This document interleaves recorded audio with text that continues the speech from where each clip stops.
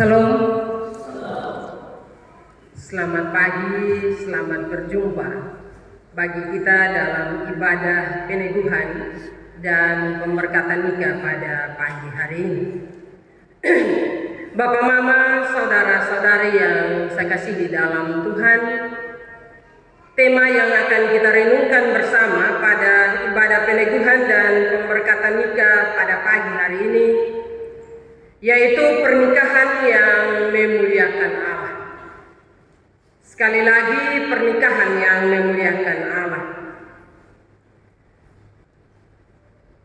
Kakak Andi mengantuk tuh. Sorry. Ya. Bapak, Mama, saudara-saudari yang saya kasihi dalam Tuhan, banyak orang memandang pernikahan sebagai penyatuan dua hati yang saling mencintai dan juga penyatuan dua keluarga besar dalam satu ikatan. Tetapi Bapak, Mama, orang percaya memahami bahwa pernikahan itu lebih dari sekedar hubungan sosial.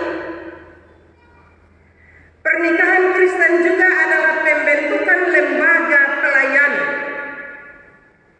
di mana manusia bisa lebih mudah dan melayani sesama dan juga melayani Tuhan. Jadi Bapak, Mama, menyatukan dua anak manusia, dua keluarga besar melalui pernikahan Kristen berarti membentuk lembaga pelayanan. Lembaga ini di dalamnya ada rumah tangga, ada keluarga besar. Hari ini ada keluarga besar Dimu dan juga keluarga besar Asa yang dipersatukan hari ini.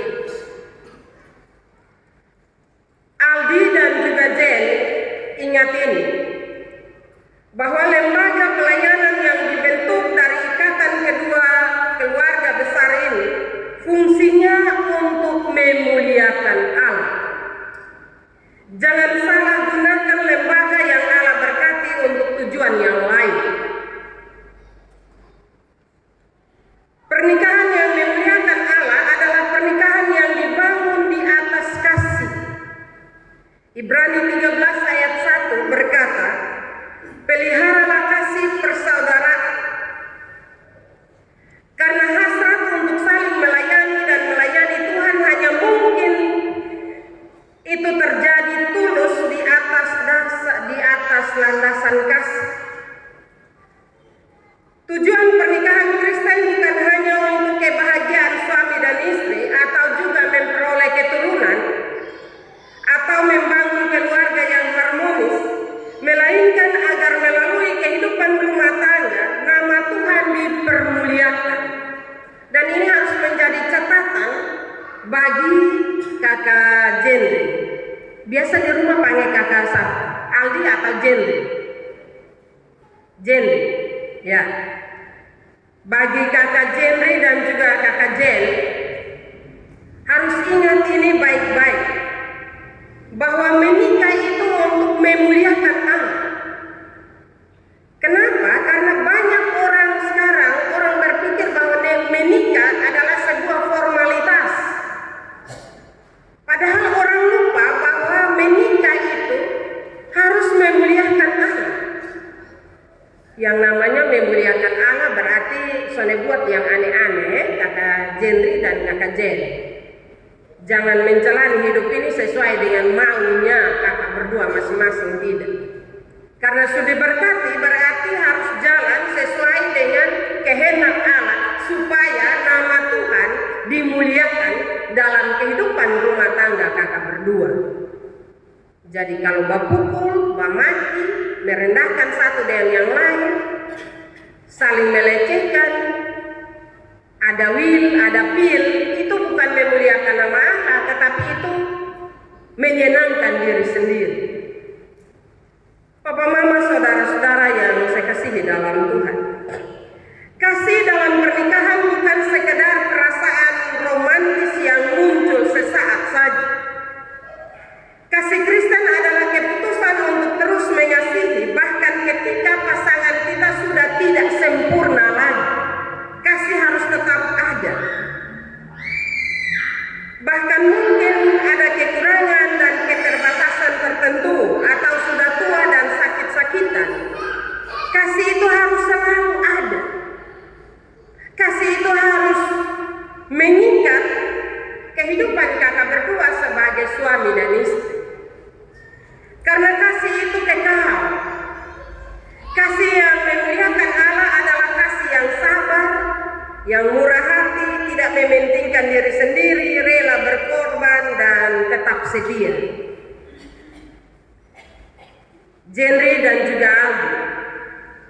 Satu saat nanti mungkin perasaan kakak berdua akan berubah, keadaan hidup juga berubah. Ada banyak pilihan lain yang muncul dalam kehidupan kakak berdua. Tetapi kasih yang berakar dalam Kristus akan tetap bertahan. Walaupun ada perubahan yang sekarang langsing bisa jadi langsung, yang sekarang mulus bisa jadi keriput. Tapi ingat bahwa kasih jangan mudah. Walaupun mungkin satu setimpang, satu sebuta, tetapi kasih itu harus tetap mengikat kakak berdua. Jangan seperti ada banyak kasus rumah tangga, mulai omong bilang suson cocok lagi, suson cantik lagi, sone ganteng lagi. Tidak demikian. Kalau berani mengambil keputusan untuk menikah dan percaya bahwa kasih Kristus mengikat kakak berdua dalam lembaga pernikahan kudus, maka kekurangan-kekurangan itu tidak menjadi penghalang. Karena itu, Bapak Mama, saudara-saudari yang saya kasihi dalam Tuhan kita Yesus Kristus, mungkin dalam perjalanan, dalam pengambilan keputusan, mungkin juga berbeda pendapat. Tetapi berbeda itu bukan berarti harus pisah. Berbeda itu adalah kekayaan dalam kehidupan suami istri. Justru berbeda itu maka dua orang dipersatukan, supaya saling melengkapi satu dengan yang lain, dan juga untuk melayani Tuhan. Orang menikah itu kadang orang lupa bahwa ketika dia menikah, bukan dia menikah mau melayani Tuhan, tidak Bapak Mama. Ketika kita ambil keputusan itu, maka kita mengambil keputusan untuk melayani. Kita ada dalam sebuah lembaga pelayanan, melayani satu dengan yang lainnya. Suami melayani istri, istri melayani suami, dan juga melayani keluarga, dan melayani orang-orang yang ada di sekitar kita. Itu tanggung jawab yang mulia. Karena itu Bapak Mama, saudara-saudara yang saya kasihi dalam Tuhan kita Yesus Kristus, ketika mengambil keputusan untuk mewujudkan kasih sebagai bentuk pelayanan kepada pasanganmu, keluargamu, dan kepada Tuhan. Karena itu jangan mencoba membuat pilihan lain walau ada banyak pilihan. Jangan coba merubah tujuan pernikahan ini walau perasaan kita berubah, dan jangan pernah menyerah untuk mempertahankan kasih itu walau keadaan hidup kita akan berubah. Penampilan kita akan berubah, keadaan situasi ekonomi kita akan berubah, tetapi jangan menyerah. Tanggung jawab kita untuk mempertahankan lembaga pernikahan ini. Pernikahan yang memuliakan Allah selalu menjaga kekudusan. Ibrani pasal 13 ayat 4 berkata, hendaklah kamu semua penuh hormat terhadap perkawinan. Bapak Mama, ayat ini mengajarkan bahwa pernikahan harus dihormati dan dijaga kekudusannya. Pernikahan bukan sesuatu yang biasa atau murahan, karena Tuhan menetapkannya sebagai ikatan kudus. Suami dan istri dipanggil ke dalam pernikahan ini untuk menjaga kesetiaan, kejujuran, kemurnian hati, dan komitmen pernikahan. Karena hanya dengan begitu nama Allah terpuji dalam kehidupan bersama sebagai suami istri. Ayat 4 itu keras Bapak Mama, khususnya Jenri dan juga Jen. Hendaklah kamu semua penuh hormat terhadap perkawinan dan janganlah mencemarkan tempat tidur, sebab Allah akan menghakimi orang-orang cabul dan pesina. Itu keras. Karena itu kadang orang berpikir biasa-biasa sah, beta bersina juga aman-aman sah, kuat sah. Firman seomong, Allah adalah kasih. Allah mengasihi manusia, tetapi Allah tidak kompromi dengan dosa. Karena itu kakak Jen dan kakak Jenri, jangan main-main dengan pernikahan. Maka Makanya kemarin beta tanya, su siap nikah kok? Nah kalau su siap nikah berarti jangan permainkan berkat itu yang telah kakak berdua sebentar akan terima. Bisa kok kakak Jenry dan kakak Jen? Bisa. Ya. Jadi su nikah abis, su diberkati abis, jangan main mata dengan nonona di luar atau nyong-nyong di luar. Karena kalau berani main mata, maka firman bilang potong su mencemarkan tempat tidur, kekudusan pernikahan itu. Karena itu walaupun orang bilang kapan hari beta bilang dalam satu pernikahan itu beta bilang bahwa walaupun yang datang itu mengkilat, artis yang datang menari di kakak dua pemuka juga tidak Kakak Jen harus bilang beta punya suami Jenry lebih mengkilat ledar lu. Demikian juga kakak Ali Kalau punya keputusan itu, maka rumah tangga kakak berdua itu pasti memuliakan nama Tuhan.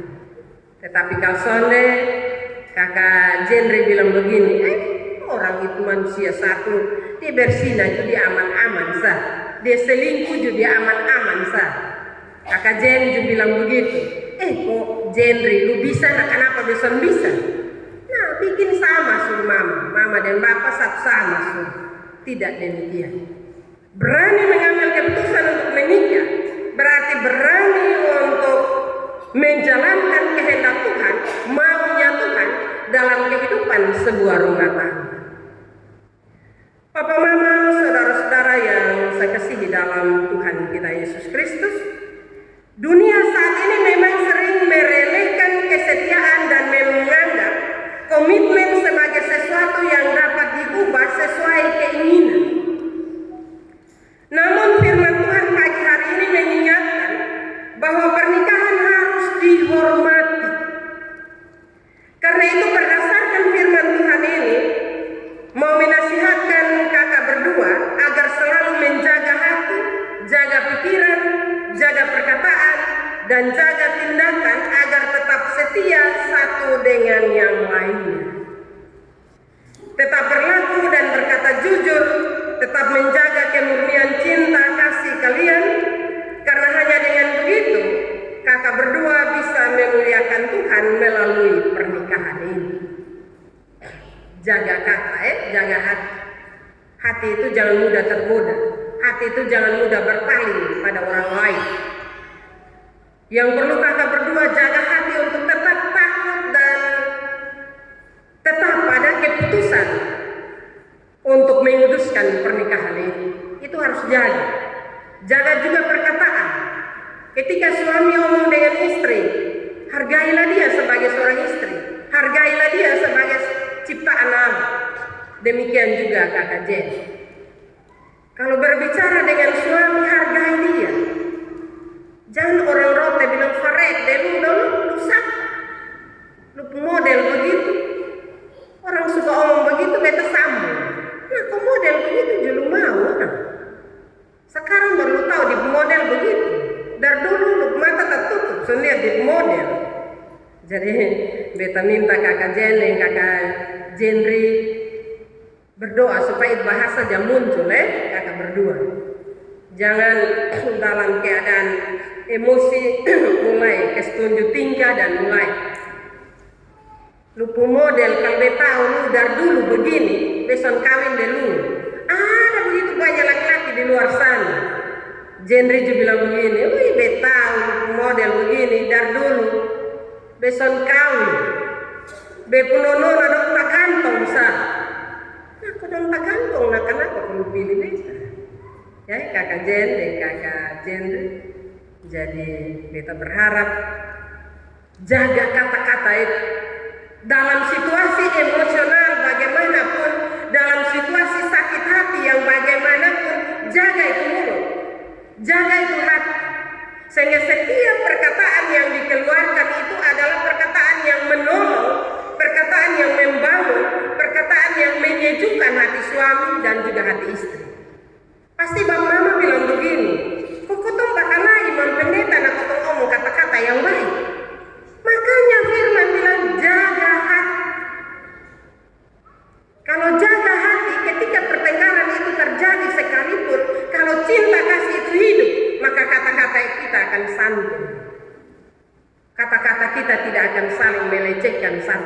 yang lainnya. Oh, kira-kira masalah apa yang sudah bisa omong baik-baik? Semua persoalan itu bisa dibicarakan secara baik. Kalau Jen salah, tanggung jawab dari kakak Jen, malam itu duduk baik-baik beromong. Mama, buat begitu itu sudah baik. Kalau omong dan beta itu begitu itu sudah baik. Tanggung jawab suami menasihati istri dan juga sebaliknya. Jangan pendam. Satu saat dia meledak, maka dua orang hancur sama-sama. Firman Tuhan tidak mengajarkan kita demikian. Papa, mama, saudara-saudara yang saya kasihi dalam Tuhan kita Yesus Kristus. Pernikahan yang memuliakan Allah tidak dipengaruhi oleh keadaan hidup sesaat. Baik itu keadaan ekonomi, masalah hidup lainnya, atau kelemahan suami maupun istri. Ibrani 13 ayat 5 berkata, janganlah kamu menjadi hamba uang. Seringkali sumber konflik dalam rumah tangga itu berkaitan dengan masalah keuangan. Tapi dalam nikah ini firman Tuhan menasihati agar uang jangan dijadikan pusat kehidupan keluarga. Memang orang kalau kita ngomong ini firman orang bilang begini, Mam Pendeta, coba Mam Pendeta sampai pegang uang, kira-kira Mam Pendeta model apa? Coba beta bilang, ada orang yang pernah ngomong begitu, jadi beta bilang beb model akan tetap. Kenapa? Karena firman Tuhan telah mengajarkan kita. Apakah kita tidak ada uang dan kita bertengkar, maka uang kita pegang? Tidak. Karena itu firman Tuhan jelas menasihati kita, hanya kadang kita tutup mata. Orang bakal lain hanya gara-gara uang, mungkin 1.000 atau 5.000. Orang bakal lain sampai mencuci maki satu dengan yang lainnya. Tetapi setelah itu, apa dia dapat itu 5.000? Tidak. Yang didapati adalah sakit hati. Ada kata-kata yang telah dikeluarkan oleh satu dengan yang lainnya, dan itu kadang disimpan. Dan itu akan menjadi pemicu untuk orang bertengkar. Orang bisa marah bulan-bulan, tahun-tahun. Itu bermula juga dari uang. Uang penting, Bapak Mama. Memang situasi sekarang, dunia sekarang ini, kalau ketong sudah pegang uang, ketong susah. Tetapi kita mau bilang bahwa uang bukan segala-galanya. Kalau kita tidak punya uang, kita punya ketenangan, kita berdoa, Tuhan kasih hikmah, Tuhan kasih kesehatan, maka uang pasti kita dapat. Jadi kakak Jendri dengan kakak Aldi, jangan soalnya ada uang, mulai bakorek sudah. Anak-anak kecil dong, biasa bakorek toh. Kakak berdua bukan anak kecil, sunika. Karena itu kalau soalnya ada uang, duduk dan ngomong sama-sama. Apa yang harus kita buat supaya ada uang? Apa yang harus kita kerjakan supaya ada uang? Sampaikanlah itu kepada Tuhan dalam doa dan pergumulanmu.